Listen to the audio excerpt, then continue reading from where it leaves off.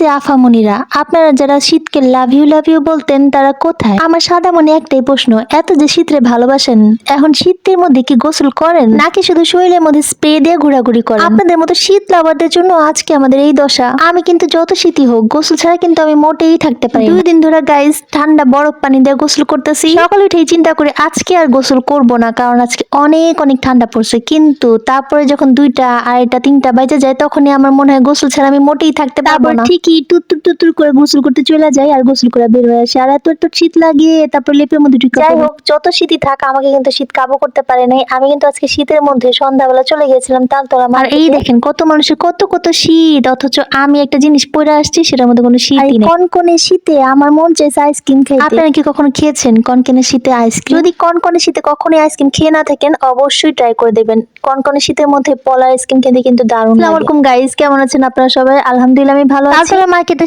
এই যে মোড়টা দেখতেছেন, এই মোড়টার মধ্যে এত সুন্দর সুন্দর ফুচকা বিক্রি করে। এই যে ছোট্ট ছোট্ট ফুচকাগুলোর মধ্যে বোম্বাই মরিচ দিয়ে ফুচকাগুলো বানায়, এত যে অসাধারণ মজা। যারা কখনো খান নাই তারা তো বুঝবেন না, কিন্তু যারা খান নাই তারা অবশ্যই খেয়ে ট্রাই করবেন। বোম্বাই মরিচের ফুচকা বা বোম্বাই মরিচের ঝালমুড়ি এগুলো যে কি পরিমাণ মজা। কিন্তু গাইস কিছুক্ষণ খাওয়ার পরে আমার জিভার মধ্যে এমন একটা বোম্বাই মরিচ গেছে, পরে আমার এত পরিমাণ ঝাল লাগতেছিল আমি 2-3টা খেয়ে আর খেতেই পারি। আর এদিকে ফুচকা খেতে খেতে আমার চোখ পড়লো সেই আইসক্রিম ঘুরন্তির দিকে। দেখেন কিভাবে তাকায় আছে আইসক্রিম গুলো আমার দিকে, আর এখানে যে চিকেন গুলো ছিল সেগুলো আমার দিকে তাকায় আছে। চিকেন আমি আজকে তোমাকে খাবো না, কারণ আমার আজকে পেট ভরা, আমি আজকে আইসক্রিম খেতে আসছি। তালতলা যে কখনো এসব আইটেম ট্রাই করে দেখিনি, শুধু ফুচকা ছাড়া। এখানে যে নুডলস গুলো ছিল, এখানে যে এত পরিমাণ ভিড় ছিল, তো ভাবলাম যে আজকে ট্রাই করেই দেখবো এত কেন ভিড় থাকে। আর এখানে কিন্তু আপনারা 1 প্লেট নুডলস পেয়ে যাবেন মাত্র 40 টাকা করে। খাওয়ার পর বুঝলাম নুডলস কেমন যেন একটু মিষ্টি মিষ্টি লাগে। গাইস ভাই, নুডলস কি চিনি দিয়ে রান্না করেন নাকি আপনারা? আচ্ছা যাই হোক, এখন হচ্ছে স্যুপ ট্রাই করার পালা। স্যুপে যে কত কিছু দিতেছিল, এগুলা যে কি মশলা টশলা আর কি কি দিয়ে দিয়ে আমাকে স্যুপটা দিয়ে দিল। আফামনিরা জানেন না, এখন কিন্তু আমি স্যুপ খেয়ে আপনাদেরকে বলবো স্যুপটা কেমন। আর এখানে কিন্তু ইলিয়াস ভাইয়ের স্যুপ নুডলসের মেনু টাঙানো ছিল,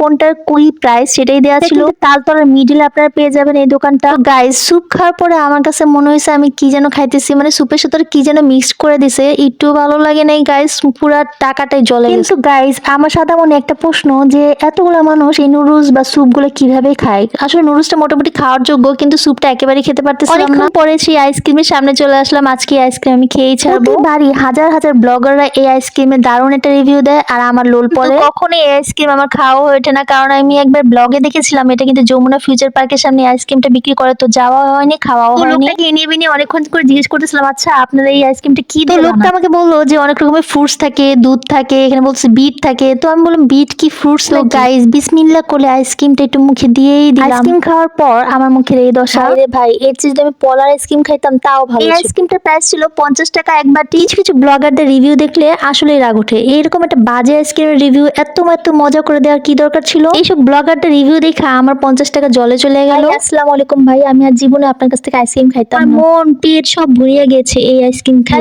বাসা আসার সময় আম্মুর জন্য এক বাটি ফুচকা নিয়ে আসছিলাম বোম্বাই মরিচের। Thanks for watching, tata.